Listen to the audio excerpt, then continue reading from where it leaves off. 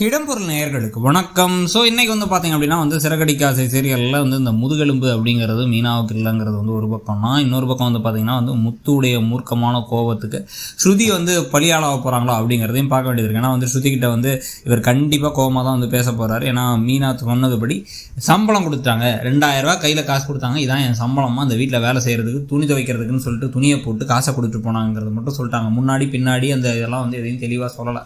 அதுலேயும் பார்த்தீங்க அப்படின்னா அவங்க என்ன சொன்னாங்கன்னா, நான் உங்களை உங்களுடைய வேல்யூவை உங்களுடைய உழைப்பை மதிக்கிறேனால காசு கொடுத்தாங்கிறாங்க. அது உண்மையிலே இந்த வீட்டுக்குள்ளே காசு கொடுத்தது தப்பு.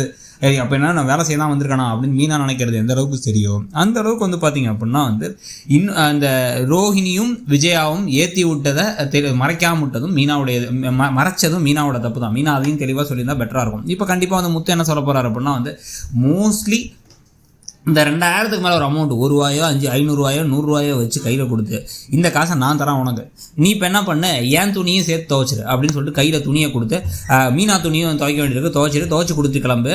இல்லைனா அடுத்த நாள் காலையில் எந்திரிச்சு மீனா பிரேக்ஃபாஸ்ட் ரெடி ஆகிடுச்சோ அப்படின்னு யாராச்சும் கேட்கும்பொழுது கொடுத்து இந்த ரோஹினிகிட்டையோ இல்லை ஸ்ருதிக்கிட்டையோ கையில் காசை கொடுத்து போய் சமைங்க, சமைச்சதுக்கப்புறம் வேணால் எக்ஸ்ட்ரா டிப்ஸ் கூட தரேன் அப்படின்னு முத்து சொல்கிறதுக்கான வாய்ப்பு இருக்குது. அவங்க உடனே கோவப்பட்டு கற்றுப்பொழுது அப்படி தானே என் ஒய்ஃபுக்கு இருந்திருக்கும். என் ஒய்ஃபை வீட்டில் வேலை செய்ய விடுறதே தப்பு, எல்லா வேலையும் உங்கள் புருஷனோட துணியெல்லாம் துவைக்கிறத அவ்வளோ பண்ண சொல்லிட்டு அவ கையில் காசையும் கொடுத்து வேறு அசிங்கப்படுத்திட்டுங்களா? அவங்கவுங்க வேலையை அவங்கவுங்க செய்யுங்க, செய்ய முடியலையா வேலைக்கு ஆள் வச்சு செஞ்சுங்க, அதுக்கு என் பொண்டாட்டி இல்லை அப்படின்னு முத்து சொல்கிறதுக்கான வாய்ப்புகள் ஜாஸ்தி. அதை பற்றி உங்கள் கருத்து என்னங்கிறத சொல்லுங்கள். தேங்க்யூ. இடம்பொருள் நேயர்களுக்கு வணக்கம்.